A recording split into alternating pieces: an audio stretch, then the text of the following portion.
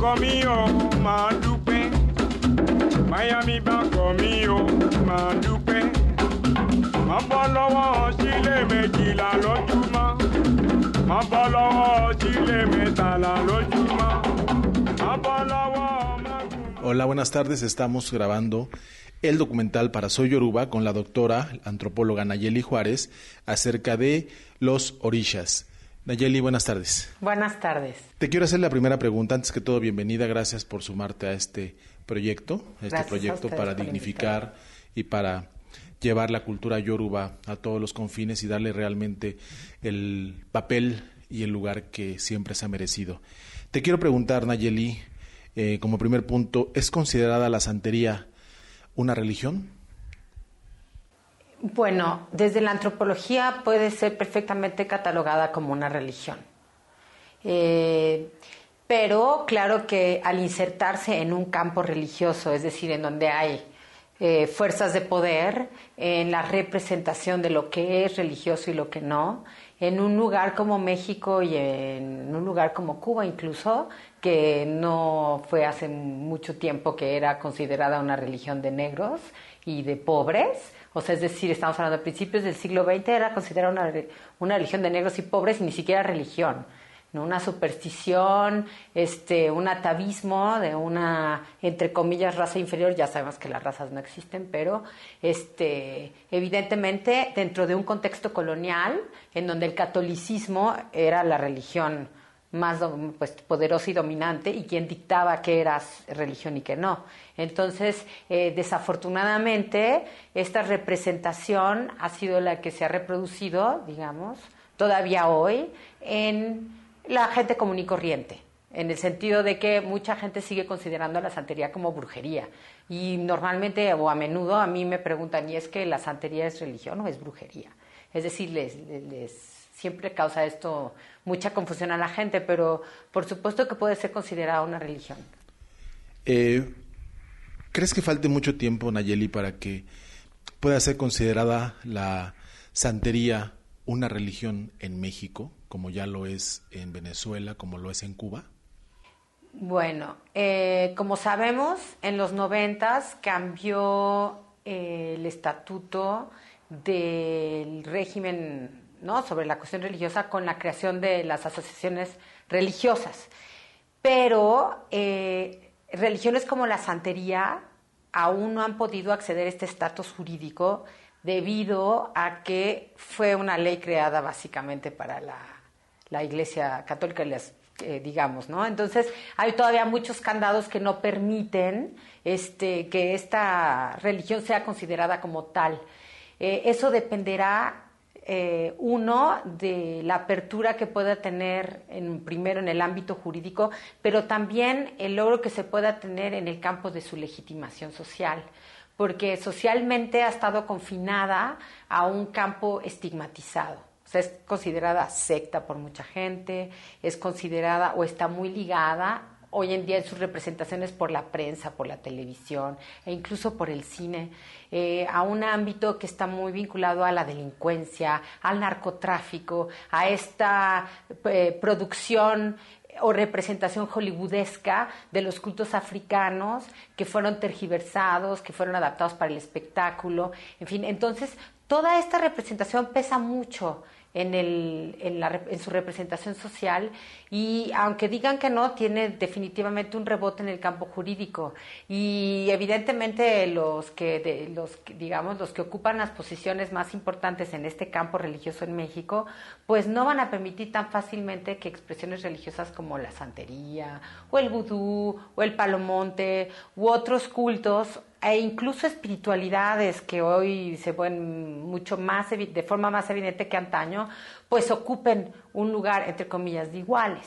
Entonces, creo que todavía estamos un poco lejos, entre comillas, porque aunque acceder a este estatus jurídico, tendría que haber también un impacto en su representación social. ¿Y consideras, Nayeli, que se están haciendo los esfuerzos necesarios por las diferentes asociaciones, grupos religiosos, para encontrar esa legitimidad en el corto plazo en México? Bueno, primero hay que tomar en cuenta que la santería como religión es reciente en México y que todos estos intentos o estas iniciativas de estas asociaciones comienzan a finales de los 90 y sobre todo en los 2000, y sin duda aquí ha tenido un gran impacto también lo que está sucediendo en la arena internacional, o sea, fuera de México, que ha tenido sin duda un impacto importante en las propias organizaciones de los creyentes y practicantes mexicanos. No es casualidad que hoy muchos practicantes de la santería digan que lo que practican es la religión yoruba.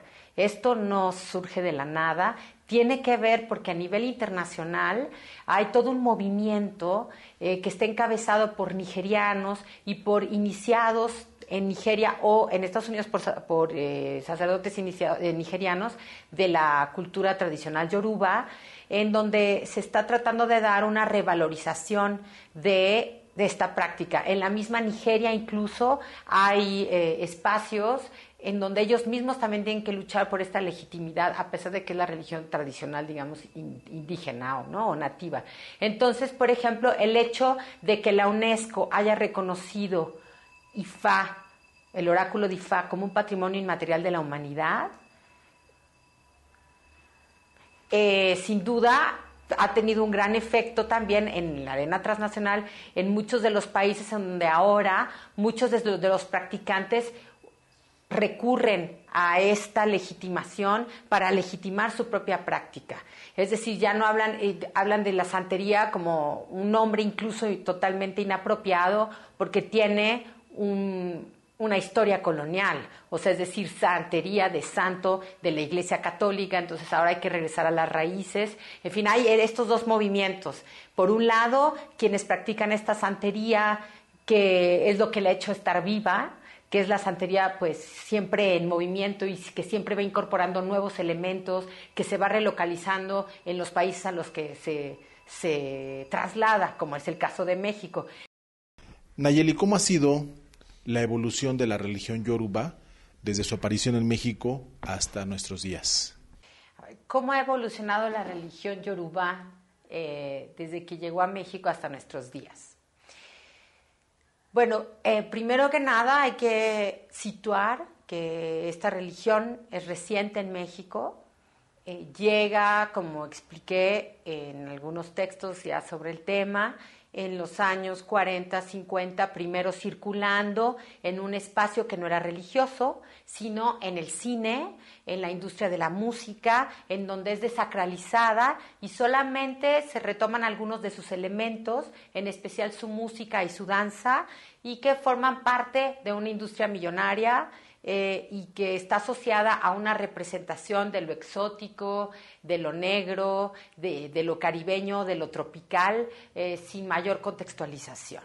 Esto es parte incluso del cine de oro mexicano y de muchas o de varias de las películas que nosotros vimos en donde se daban los cantos a Changó, a Yemayá, etcétera, pero no había ninguna representación de estas deidades, ninguna referencia a su práctica in situ, etcétera.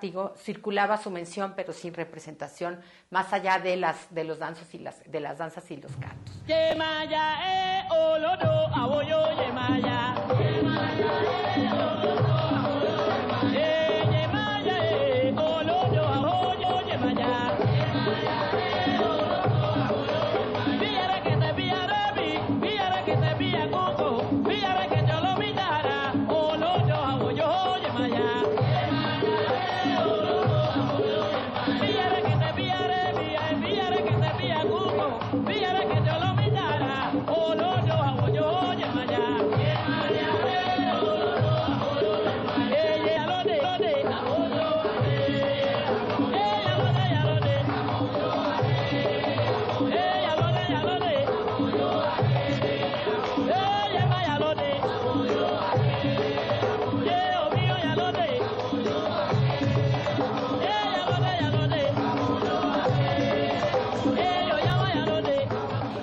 Después, pues es una religión que empieza a practicarse sobre todo primero en la Ciudad de México a mediados de los 70. Por primera vez se dan las iniciaciones de mexicanos en este país, y está muy relacionada su llegada con la migración de cubanos a Estados Unidos. O sea, es decir, mucha gente piensa que llegó directo de Cuba, pero también pasó primero por Estados Unidos y también tiene que ver con los viajes que los mexicanos realizaban a Estados Unidos. Entonces empieza a crecer y a diversificarse porque es una religión que, como sabemos, implica mucho trabajo en las iniciaciones, se emplea mucha gente, se utiliza muchísima parafernalia que en los 70s, 80s no era posible obtener tan fácilmente, y entonces una iniciación implicaba un desembolso económico que no cualquier persona podía pagar. Después viene todo un escándalo a finales de los 80s que nos permite ver cómo esta religión empieza a diversificar sus espacios de circulación y de práctica y se adentra en sectores más populares. Entonces, con este escándalo podemos ver que estaban implicados como clientes, como consultantes e incluso como practicantes, ya no nada más personas de dinero, sino de clase media, etcétera. En los 90s es donde vemos un boom, digamos, el boom de la circulación de la santería como práctica religiosa, la observamos en los años 90. A partir de entonces, ahora, la santería ha tomado, digamos, desde mi punto de vista y desde mi trabajo etnográfico, o sea, en campo, dos grandes tendencias. Por un lado, la tendencia, digamos tres grandes tendencias.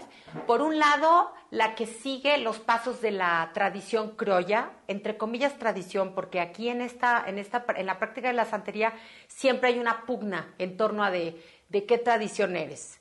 Entonces siempre va a haber conflictos sobre yo hago las cosas como me enseñó mi padrino y en cada padrino lo hace como le enseñó una casa de santo que pertenece a una rama o a un linaje en donde se hacían rituales de determinada forma y no de otra. Entonces, esta, digamos, a la cubana se mantiene, por un lado. Después tenemos a la mexicana, que es la que todos acusan de la sancochera. ¿A qué me refiero con esto? Es una práctica que incorpora nuestro subsuelo cultural. Es decir, es una práctica en donde vemos cómo los santeros también son devotos de la Santa Muerte, cómo combinan la parafernalia de la santería con el culto a otros santos, cómo incorporan en un Día de Muertos un toque a Ollá, en fin, o sea, es decir, observamos que hay una incorporación también de nuestro suelo, del espiritualismo trinitario mariano, que complementa la santería como una parte material de la práctica, en fin, eso que muchos de los ortodoxos, entre comillas, acusan de sancochero. Eso no es santería, ¿eso qué es? Bueno, pues eso es la parte de la mexicanización de la santería, también existe. Y más recientemente lo que observamos es otra tendencia, o sea, las tres corren de manera paralela, que es la que llaman la reafricanizada. Es decir, es esta tendencia que empieza en México en los años 2000, aunque Leonel Gámez fue el primer representante, digamos, de esta tendencia. Después vino otro, Babalao ahora, Eli Torres, que fue nombrado delegado por el Orisha Congress, o sea, tenemos por primera vez una representación en México, y a partir de entonces ahora se busca desincretizar a la santería y volver los ojos a África. ¿Qué quiere decir esto? Quitar la parte católica, porque sabemos que la santería nace en Cuba, la santería, no hablo de la religión yoruba, la santería nace en Cuba y nace de la práctica, sí, de los yoruba que llegaron a Cuba vía el tráfico de esclavos, pero también de otras prácticas de otros grupos africanos que llegan también en este mismo contexto, con el espiritismo kardeciano del siglo XIX, dentro de un contexto colonial católico que incorpora también prácticas del catolicismo, y surge lo que es la santería. Perdóname, Nayeli, ¿y qué busca la gente? ¿Qué busca cuando acude a la santería o a la religión yoruba? ¿Qué es lo que busca? Yo creo que la gente lo que busca, bueno, mucha de la gente que recurre a la santería, lo primero que señala es que su iniciación estuvo vinculada a un deseo de encontrar salud. Es decir, mucha gente en casos extremos se ha iniciado. ¿Qué quiere decir estos casos extremos? Son estos puntos de inflexión en la vida, como enfermedades terminales, como la pérdida de un ser muy querido, en fin, situaciones que llevan a una persona a buscar, no solo en la santería, incluso muchos buscaron en otros caminos y llegan a la santería o por alguna causa entran en contacto con la misma y ahí detonan una fe que les dio prueba de algo, que les dio consuelo por algo, que les dio equilibrio, digamos, en su circunstancia. Pero también hay quienes recurren a la santería simplemente como consultantes, es decir, tenemos a los iniciados, a los que realmente desarrollan una fe en esta práctica, y otros que solo consultan a la santería porque la santería es una religión que tiene diferentes técnicas y herramientas de comunicación con un mundo espiritual en donde habitan deidades llamadas orishas, muertos, ancestros, etcétera. Entonces, es posible comunicarse con ellos y granjearse su ayuda en la vida cotidiana por medio de diferentes técnicas, y una de ellas es la adivinación o el uso de oráculos. Entonces, mucha gente recurre a los santeros que utilizan estos oráculos para consultar cuestiones de la vida cotidiana. Tienen problemas de trabajo, tienen problemas de amor, de dinero, en fin, problemas que parecen mundanos, digamos, pero bueno, pues son parte de lo que ocurre, ¿no?, en nuestra vida cotidiana y que crea cierta angustia, y entonces pueden recurrir a un santero como recurren a un tarot, qué sé yo. Entonces, digamos que consumen la santería sin necesariamente iniciarse en ella. Entonces, las razones pues abundan dependiendo el nivel de involucramiento que existe con la práctica, con la religión. Para la santería o la religión yoruba hay una deidad muy, muy venerada que se llama el Egba o el Egbara. ¿Qué nos puedes hablar acerca del Egba? Bueno, es el Egba Eshu o Eshu el Egba. Bueno, pues esta deidad Eshu, voy a partir de Eshu, que es una deidad, dicen que la más humana de todas las deidades entre los yoruba. Esto es porque desde la cosmología yoruba, el cosmos, digamos el universo, está compuesto de dos mitades. En una mitad habitan todas las fuerzas y los poderes sobrenaturales benévolos. Aquí habitan los orishas o los ibos, también les llaman. Estas deidades que van a favorecer, ¿no?, al ser humano. Y hay otra mitad en donde habitan todos estos poderes supernaturales que son los malévolos. Eshu es justamente esta deidad, que es la primera, ¿no?, de todos los orishas, que es el mensajero de estos dos mundos. O sea, dicen que Eshu es también el policía, pero es paradójico porque consigue el orden a través de la producción del caos. Entonces, lo mismo te puede hacer alguna triquiñuela, por eso le dicen de trick sticker, así lo conocen mucho, como el de las encrucijadas, porque él se encarga de que aquellos que no han hecho el sacrificio correspondiente, pues sea castigado.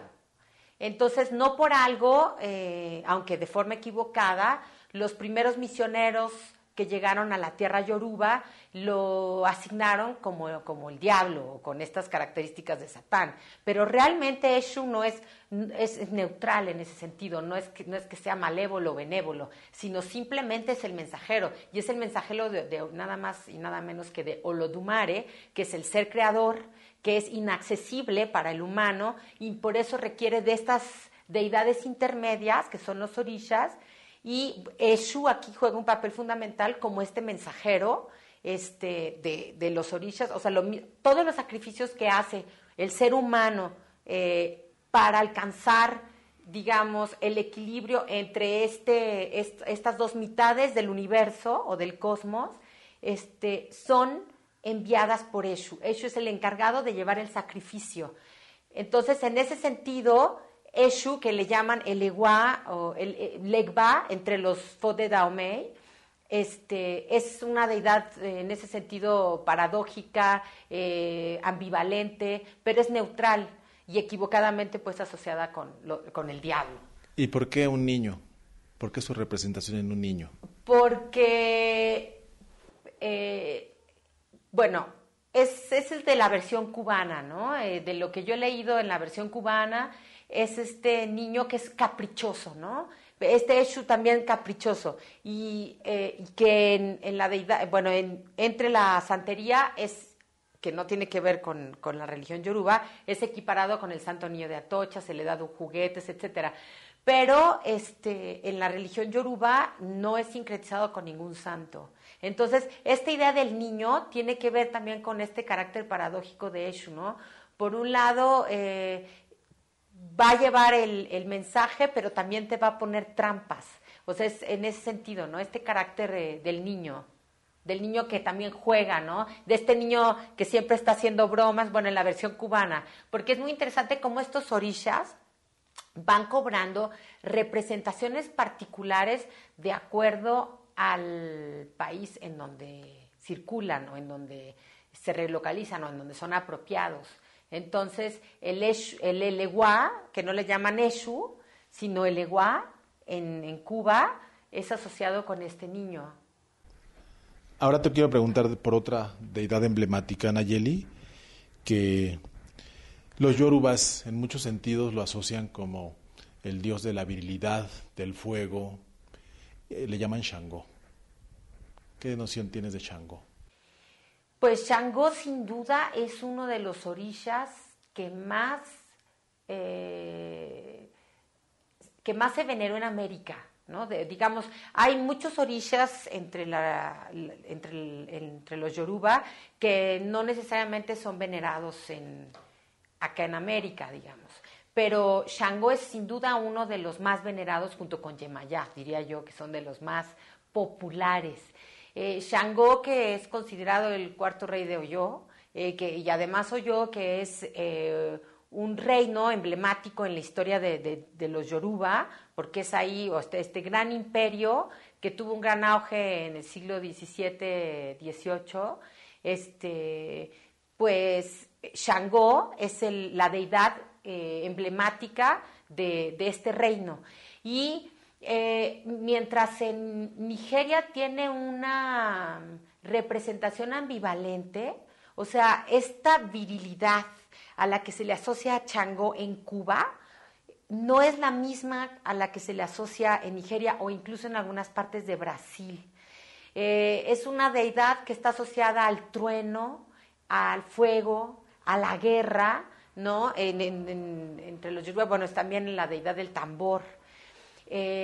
Cuando circula México, circula con esta representación súper viril, que es la representación cubana, digamos, no pasó por una representación menos viril. ¿En qué sentido? De que es casi un arquetipo del hombre fornido, es decir, si uno ve sus representaciones, pues la figura de Shango es siempre, ¿no? Esta hacha, este hombre guerrero, etcétera. Pero ahora es muy interesante ver cómo en México está circulando, no nada más en México, pero en algunos lugares de comercialización de objetos religiosos, este Shango, ahora sentado como en flor de loto, parece como este espíritu de la buena suerte, o incluso un Shango con dos senos, muy similar a este Shango que se representa en algunas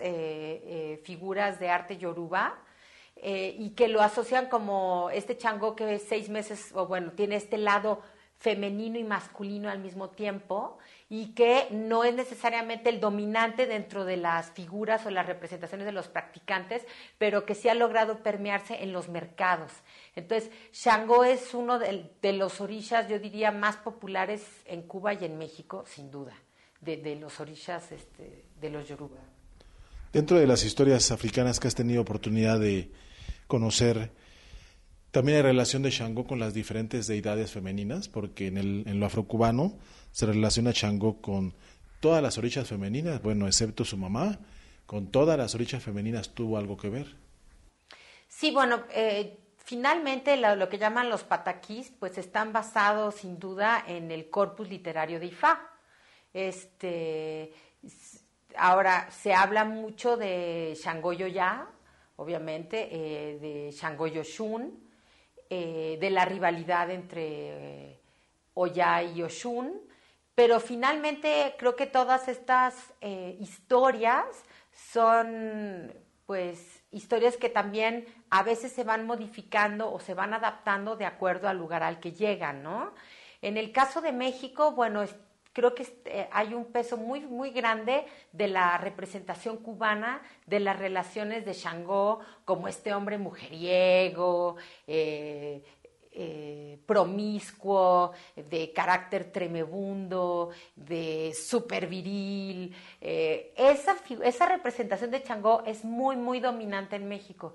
Y bueno, también de lo que vemos aquí, por lo pronto, bueno, también tiene que ver en las iniciaciones. Es que en lo que a mí me tocó vivir, pues, en Nigeria, básicamente, no todo Nigeria, pero en la región de la tierra yoruba, vemos que digamos que los tabús de iniciación entre alguien que es hijo de Shango o de Yemayá o de Ochun o de Oya no son los mismos. ¿Por qué? Porque muchos de los orishas que uno tiene entre los yoruba están vinculados por los linajes, por las familias. Y uno no porque sea hijo no porque, bueno, si te inicia alguien ¿no? En la religión, en la versión afrocubana, está muy marcado que si tú eres hija de Oya, no, jamás podrías meterte un cuarto a iniciar una hija de Yemayá, por ejemplo, ¿no? Estas restricciones no se ven de la misma forma que se ven en la tierra yoruba, porque también, debido a las condiciones de llegada y de la adaptación de la misma práctica, pues digamos que las prohibiciones de las iniciaciones cambian. Entonces, mientras en la tierra yoruba no se dan 7 orishas, digamos, ¿no? En una iniciación como al estilo cubano, en Cuba, bueno, pues es claro, ahora con la parte de africanizada quieren hacer pies y cabeza, etcétera, tiene que ver con esto, ¿no? Pero no, estas rivalidades algunas se mantienen, pero en México las que predominan tienen que ver más con las cubanas, y excepto en esta, digamos, vertiente más africanizada que está buscando hacerlo a la usanza nigeriana, ¿no? Nayeli, platícanos por favor acerca de otro santo emblemático. Precisamente hablábamos de Shango y ahora de Yemayá. ¿Qué dice la antropología sobre Yemayá? Bueno, mira, antes que nada, todas estas deidades, como muchas de las deidades entre muchos de los grupos indígenas, en fin, en muchas culturas, son seres luminosos que se insertan en relaciones y redes de reciprocidad con los seres humanos. Y bueno, en este caso los orishas, que son deidades intermedias entre un ser creador, en este caso el Odumare, y el ser humano, pues son deidades que están asociados a elementos de la naturaleza. Todos y cada uno están y habitan en esta naturaleza. Yemayá, que en Nigeria habita o reside en el río Ogun de Abeokuta en Nigeria, que es la deidad de las aguas dulces y saladas. Cuando llega a América es solamente la deidad asociada al mar, es decir, de las aguas saladas. Es una de las orishas también de los orishas más populares en América, y muchos de su culto o de las formas de su culto sin duda tienen los trazos históricos del lugar en donde llega y es acogida. Entonces, no es lo mismo la forma en la que se le venera, por ejemplo, en Uruguay, en Montevideo específicamente en febrero, en donde se le hace una fiesta en la playa, que ya pues ya tiene bastantes años, ya digamos que se volvió una fiesta del lugar con arraigo, que la Yemayá que se venera en New Jersey o en la todos en el mar, ¿no? Pero podemos pasar por ahí algunas cómo se sincretizan con algunas deidades vinculadas, por ejemplo, a la Virgen de los Navegantes en Brasil, en algunas partes de Brasil. Y en México, por ejemplo, algo muy interesante que documenta una colega, en el caso de Veracruz, hay un grupo que venera a Yemayá, por ejemplo, en las orillas del mar, como la joven muerte encarnada, pero en su iconografía es la imagen de la Yemayá de la Umbanda, ¿no? Y, por ejemplo, en el Distrito Federal, la Santa Muerte, en este caso, no es esa Yemayá veracruzana, o el estilo que se venera en este grupo de Veracruz, sino sería más vinculada a Ollá. Entonces, Yemayá también es venerada en la playa, en su barquito, siempre ponen un barco, una ofrenda, ¿no? En Yucatán también, en Cizal, por ejemplo, desde hace 10 años. ¿Es la madre de los orishas, Yemayá? Pues Yemayá es considerada, una de sus representaciones sin duda más importante es la maternidad, ¿no? Y sus figuras, su representación es una mujer de senos grandes, y sí, sin duda es una de sus atributos, A diferencia de Oshun también está ligada a la fertilidad. Oshun está ligada a la fertilidad y a la belleza, y Yemayá mucho está ligada a la maternidad. Y de hecho, por ejemplo, hay una mujer en Mérida, en Yucatán, que comenzó la veneración desde hace ya 10 años. Cada año se hace esta fiesta de Yemayá ahí, a propósito de una cuestión de maternidad, ¿no? En relación a la maternidad. Entonces, eso también se ve muy claramente en Cuba, ¿no? Yemayá es la madre. Platicábamos acerca de que el estereotipo muy cubano, se habla de una Ochun, una orisa con representación, una mujer con coqueta, salamera. ¿Qué opinas de eso, ese estereotipo de Ochun?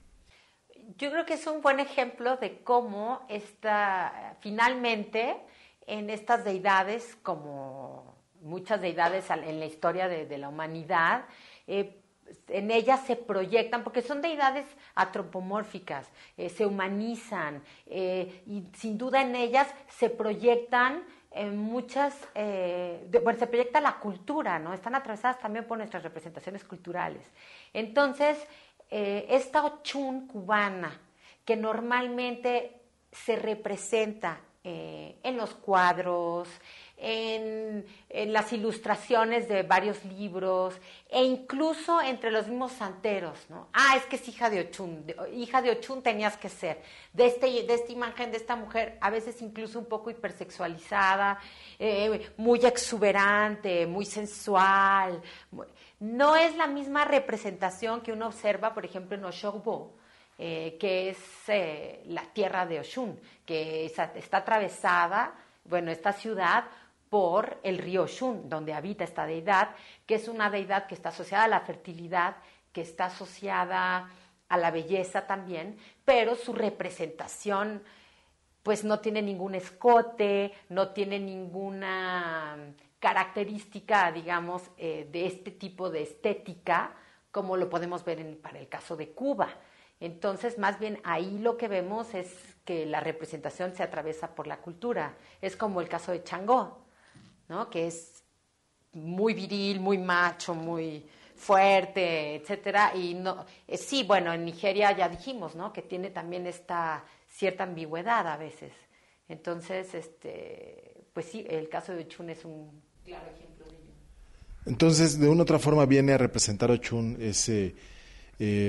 esos anhelos en muchos sentidos de la mujer, cómo se quiere proyectar a través de Ochun, y el hombre a través de Shango.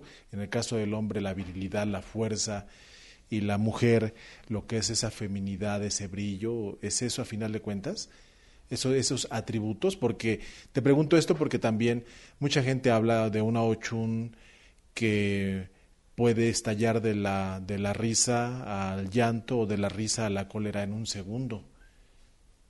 De una u otra forma, ¿son esas características muy humanizadas, más allá de características propias del orisha? Sí, yo no creo que el orisha, yo creo que el orisha es neutral. ¿En qué sentido es neutral? Que son sus representaciones culturales construidas por nosotros, los humanos, o sus devotos, que son las que se encarnan o se representan en ellos. Es decir, Ochun está muy vinculada a la maternidad, a la fertilidad. Entre muchas de las mujeres, bueno, entre las Yoruba, la fertilidad y la maternidad es un aspecto fundamental. Por supuesto, esto no significa que el ser mujer necesariamente te lleve a tener un hijo, no. Para mí esa es una opción. Pero dentro de ciertas culturas va de la mano. Entonces, el naturalizar qué es lo femenino, qué es lo masculino, lo que tiene es justamente todo menos ser natural. Entonces, ¿qué significa que el Changó sea representado de una u de otra forma en Cuba o en Nigeria? No es solamente por las propias virtudes o atributos que se asocian al orisha, sino sin duda por las características sociales y culturales del contexto del que estamos hablando. Entonces, por supuesto que Changó es considerado un guerrero, pero para muchos cubanos sería inconcebible a lo mejor ver un Changó con 2 senos, cuando es posible ver esta representación en Nigeria. ¿En qué momento, Nayeli, a los santos de ser otanes, o sea, de ser piedras, en qué momento empieza la gente a darles una humanización a esos orishas? ¿En qué momento? Pues decir en qué momento, situarlo históricamente, pues sería difícil, pero yo creo que eso tiene que ver también con una representación vinculada no nada más a una cuestión de la humanización del orisha, sino incluso del arte, ¿no? Como una expresión de sentimientos, de emociones, porque si hay algo que está inmerso o imbricado en la religión es la emoción. O sea, los sentimientos y las emociones. Y eso también está vinculado con el arte. Entonces, yo creo que no es fortuito ver toda esta gran belleza del arte yoruba, por ejemplo, que está atravesado de manera muy emblemática por todo su panteón, por toda esta cosmovisión de su parte, digamos, religiosa. Aunque también hay que decir que no es que la religión o la parte espiritual esté separada en la sociedad yoruba, ¿no? Es decir, no es de que tienen nada más un templo y van a rezar los domingos, por decir algo, sino que es algo de la vida cotidiana. Ya dijimos, los orishas están representados y habitan en todas estas, digamos, espacios de la naturaleza. Pero también lo que entendí muchas veces era que se les puede invocar y que estos espacios o estas representaciones materiales no significa que sean el orisha en sí.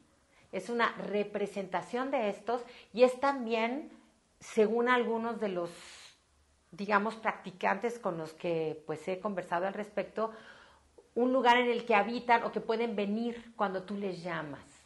Entonces es esta representación también que hace posible la materialización de algo que es, digamos, un poco más abstracto, ¿no? Cuando decimos Changó es la deidad asociada al trueno, pues no es que tenga un trueno en mi casa, pero su representación está vinculada también a su asociación con la naturaleza, pero también con sus atributos como deidad. Entonces, debieron de haber surgido cuando también nació el arte, ¿no? Ahora te quiero preguntar sobre, indiscutiblemente al menos para los afrocubanos, a Obatalá lo consideran como el gran líder, como el santo, el orisa funfún, el orisa blanco. ¿Qué nos platicas de Obatalá? A ver, bueno, ¿por qué Obatalá cobra esta representación tan especial para mucha gente o practicante de la santería. Algunos señalan que Obatalá es la orisha más importante, que es el más viejo, el más anciano, etcétera. Bueno, hay quienes dicen que no es que sea el más importante, pero bueno, tiene un papel fundamental en la cosmovisión yoruba, porque participó de forma muy activa en la creación de los seres humanos. ¿En qué sentido? Se dice que Obatalá es quien moldeó la figura humana con una arcilla, pero este molde le fue entregado por Ogún y fue hecho con agua de Oshun, ¿no? De las aguas primordiales, porque según la cosmología yoruba, el mundo se hace tierra del agua, ¿no? Y entonces aquí dicen que Obatalá fue el que dio forma a los humanos para que después llegara Olodumare y con un soplo divino nos diera vida. Pero también dicen que Obatalá, volvemos otra vez a sus representaciones del carácter muy humano, ¿no? También que compartimos o que se comparte entre los humanos y los orishas. Dicen que los hijos de Obatalá tienden a tener adicciones, a ser alcohólicos, etcétera, y muchos siempre señalan esta historia que cuenta que se pasó de copas cuando andaba haciendo los moldes de las figuras humanas, y que entonces algunas de estas figuras las dejó sin brazos, otros sin pierna, en fin, y que estos defectos físicos pues son ocasionados pues por este error de Obatalá, y que es por ello que muchos de estos se asocian con Obatalá como su padre, y también se dice que es el padre de todas las cabezas, Obatalá, ¿no? Está asociado, si es uno de los orishas, siempre se le ha asociado con un viejo y también con la sabiduría. Incluso me acuerdo mucho de su representación de baile, ¿no? Cuando se baila los orishas, Obatalá se baila encorvado como un anciano.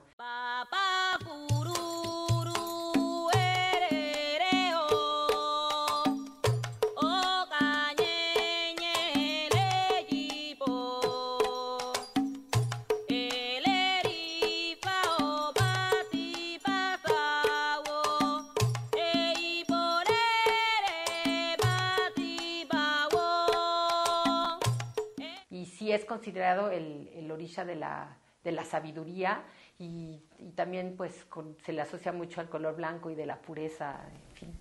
Así es, fíjate, ya que estás hablando acerca de, por ejemplo, de Ogún, que lo representan con los metales, también se habla de un Ogún con un carácter bastante fuerte. De hecho, algunas personas le llaman el bruto en la religión, y digo, suena feo, pero mucha gente le llama así a Ogún. ¿Qué nos puedes decir acerca de Ogún? Uh-huh. Bueno, Ogún, a diferencia de Shango, es un orisha que no toma posesión de nadie. O sea, hay orishas que sí cobran posesión, ¿no? En sus hijos, digamos. Ogún no. Efectivamente, Ogún está asociado es un guerrero, está asociado a los metales, está asociado bueno, en su versión moderna, a todo lo que son incluso computadoras, cuestiones de cirugía, herramientas, etcétera. Y dicen que sí, que es muy bruto en su proceder, pero hay algo que yo quisiera resaltar de Ogún, que poca gente habla, y quizá es porque en Cuba la versión de Ogún, con respecto a la versión que me tocó estar más de cerca en el caso de Oshogbo, que fue ahí donde supe más de esta parte de Ogún como el orisha asociado también a la ética y a los juramentos. Se dice que donde se hacía juramento tenía que estar Ogún como un testigo o un orisha de la verdad. Entonces dicen que incluso en algunas cortes tenía que estar siempre una representación de Ogún para asegurarse que el que estaba brindando el juramento pues tuviera de testigo este orisha.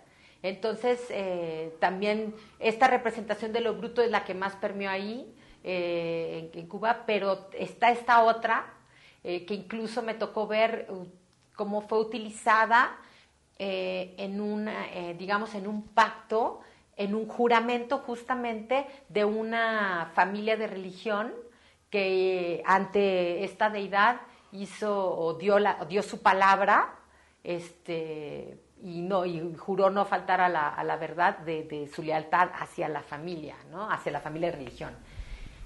En ese sentido, ese tipo de juramentos, uno podría entender que tiene que ver más con la justicia. ¿Tú qué consideras? ¿Que esos juramentos son más encaminados hacia la justicia o hacia la agresividad con la cual podría actuar Ogún con respecto a quien falte ese juramento? ¿Tú qué opinas? Yo creo que estos juramentos, por lo menos el que a mí me tocó presenciar, estaba asociado con la justicia sin duda y con el carácter tremendo de Ogún, como una deidad fuerte, como una deidad capaz de aplicar las consecuencias a las que se ha hecho acreedor quien falte a su palabra si jura ante su pie. Entonces yo creo que tienen que ver, ambas van de la mano, ¿no? La justicia y la fuerza con la que se puede cobrar por aquellos que ante su pie mientan. Porque inclusive, fíjate, Nayeli, porque inclusive, y tú lo seguramente lo testiguaste, el sacrificio animal para Ogún, al menos en África, es muy diferente a América. Un ejemplo, le sacrifican en América un perro a Ogún y se hace como se sacrificaría cualquier animal de 4 patas. Sin embargo, en África, pues los desmembran a los animales. Ya tuviste oportunidad de ver ese sacrificio a Ogún, y por eso comento que esos juramentos de ética, generalmente cuando uno los hace o los realiza ante un ahijado, es precisamente para coartarlo y de decirle no vas a revelar un solo secreto. Y uno no deja de venir a la mente esos ceremoniales tan fuertes del África. Ya. Pues a mí el que me tocó ver no hubo un sacrificio de por medio, sino que se hizo un juramento y todo el mundo pasó y ante el pie de Ogún juró, dio su nombre y dijo, juro o doy fe, etcétera, que yo no hice tal cosa y si estoy faltando a mi palabra, pues afrontaré la consecuencia. Pusieron un rifle frente a la representación de Ogún con todos estos metales y se saltó. No se hizo ningún sacrificio, digamos, de animales en este caso, entonces no me consta ni puedo decir que me tocó verlo. Pero sí podríamos decir, después del sacrificio, pero ya, hasta ahí, para no estarte llevando por donde no quieres llevarme. No, para nada. Ahora quiero que me platiques, Nayeli, acerca de otro santo emblemático, para muchos una santa emblemática, para muchos una deidad muy venerada, otros una deidad muy temida, sin embargo, para todos querida, que es Oya. ¿Qué nos puedes decir de Oya? Pues Oya es otra de estos orisha, considerado con mucha fuerza. Es una orisha que también está asociada a la centella, al cementerio. Dicen que Oya está asociada justamente a la transformación y qué mejor que la muerte para su vínculo, pero igual que Changó, ¿no? Changó también está asociada a la transformación.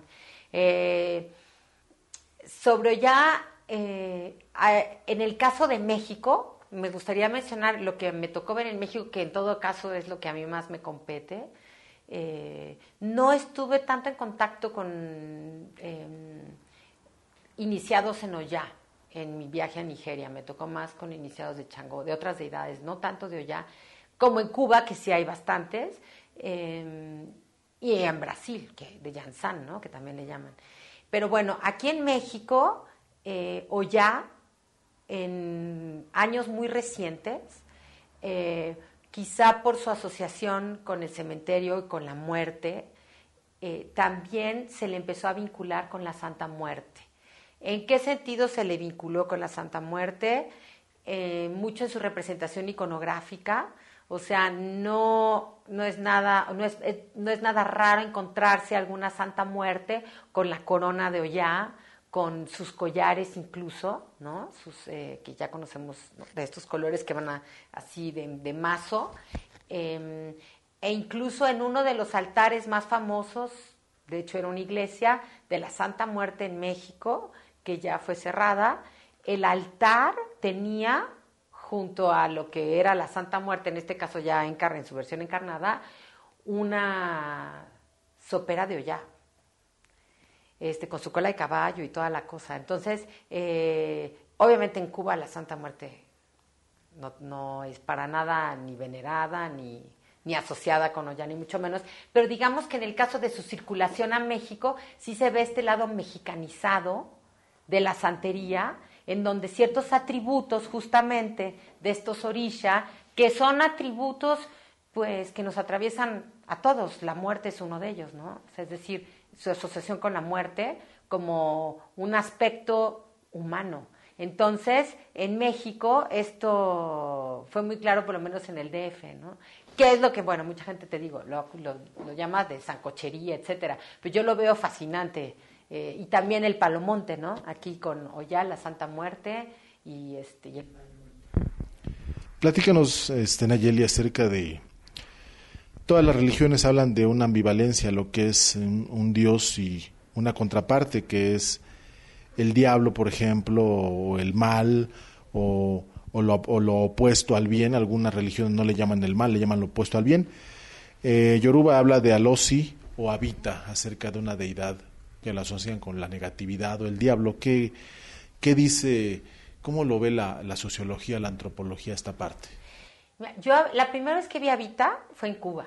Nunca había visto una Habita. Su representación como un ser alado con cuernos, muy, desde mi punto de vista, una representación muy judio-cristiana, ¿no? de esta deidad. Aquí sí me gustaría regresar sobre esto que señalábamos de la idea de los yorubas sobre el universo y el cosmos. O sea, no hay pues este asunto de lo malo y lo bueno así, sino me gusta mucho cómo lo explica, por ejemplo, Abímbola. Explica muy claramente cómo estas dos mitades en las que está concebido el cosmos yoruba, en donde habitan por un lado, ¿no?, estos poderes benévolos y por el otro lado los poderes malévolos, son dos fuerzas que están en constante conflicto. Siempre están en constante conflicto, porque la vida, explica, es conflicto.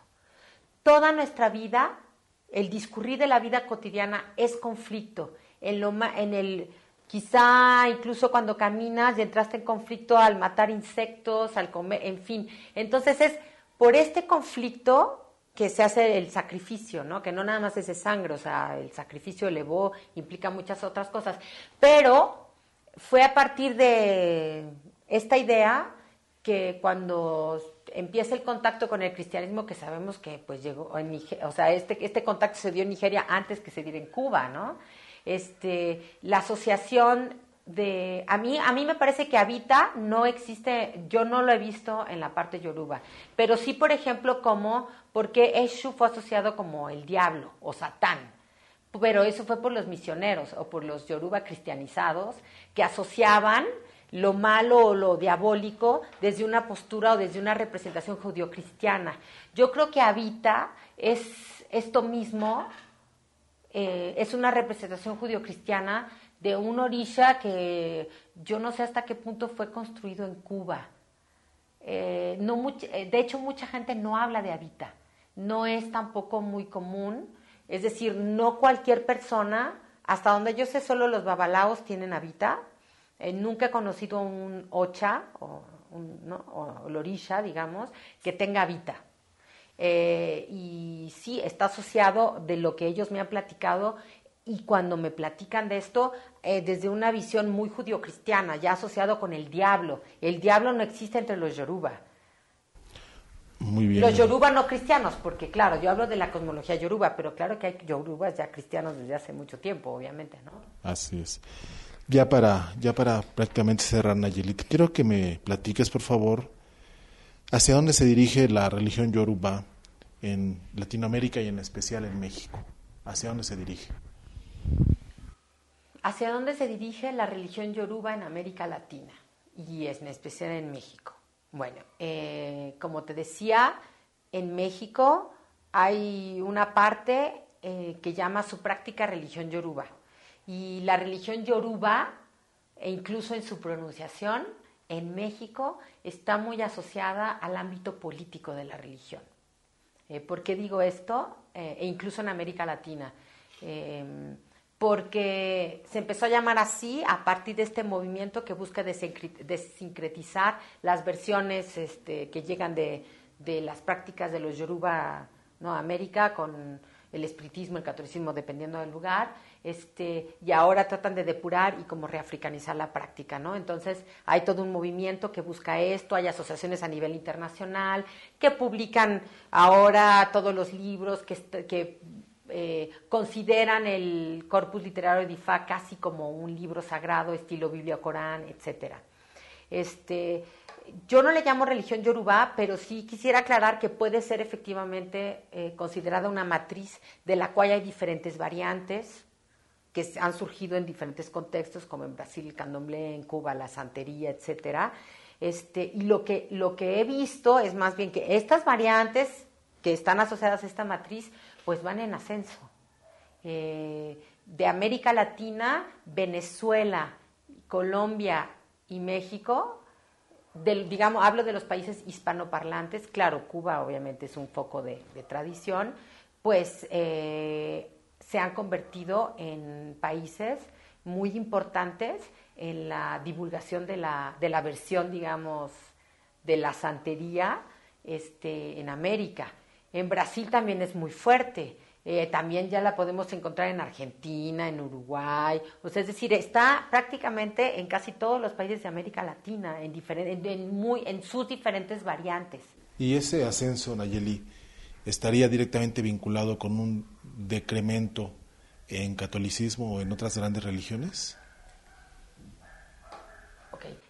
Si el crecimiento de la religión yoruba y sus variantes en América estaría asociado directamente con un decremento en la pertenencia a la Iglesia Católica, yo diría que no necesariamente. ¿Por qué razón?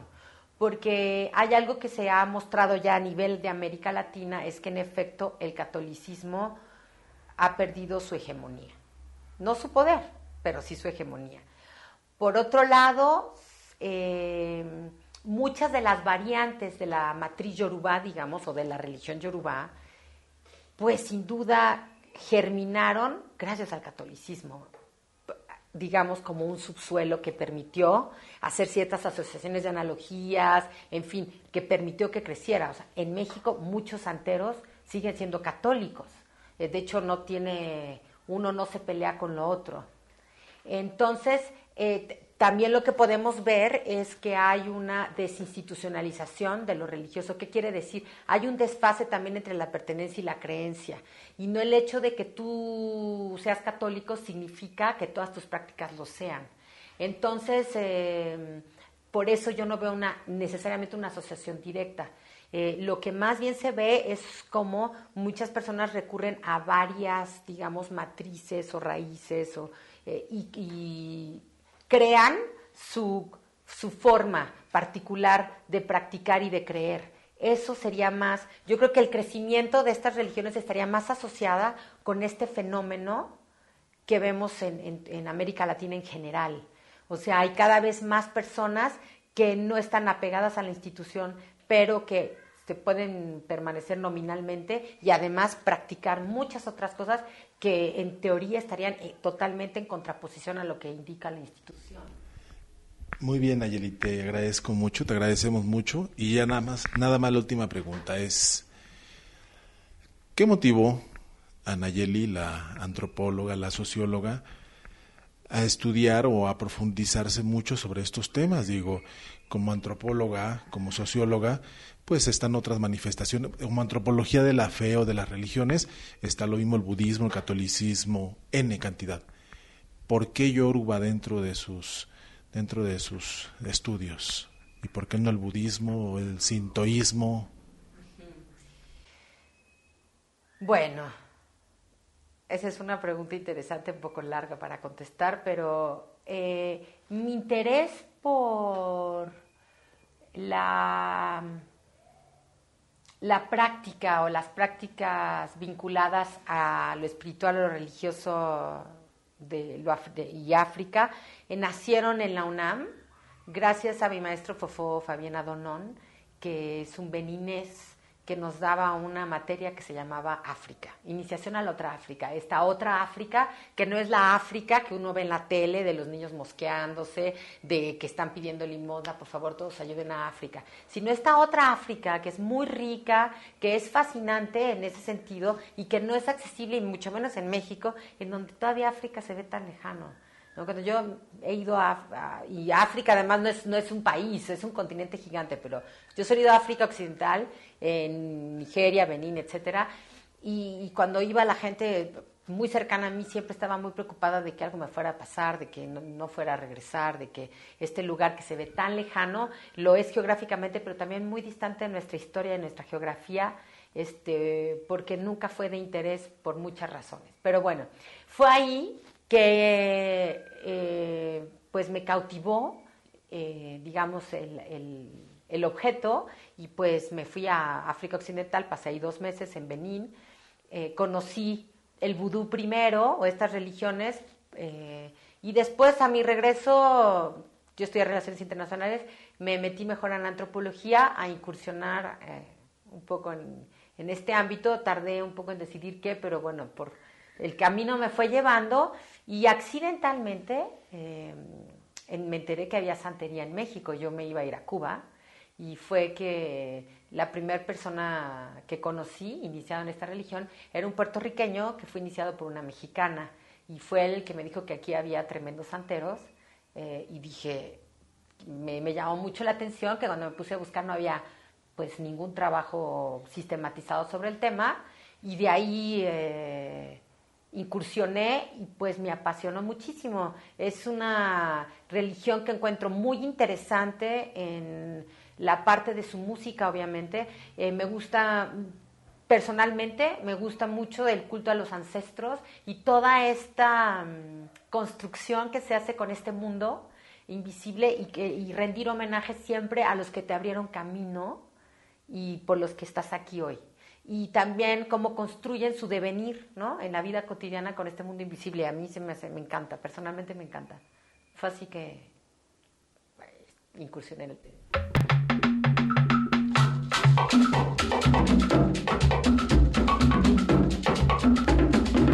Miami banco mío, Madupe. Miami banco mío, Madupe. Má bọ́ lọ́wọ́ sílé méjìlá lójúmọ́. Má bọ́ lọ́wọ́ sílé mẹ́tàlá lójúmọ́. Má bọ́ lọ́wọ́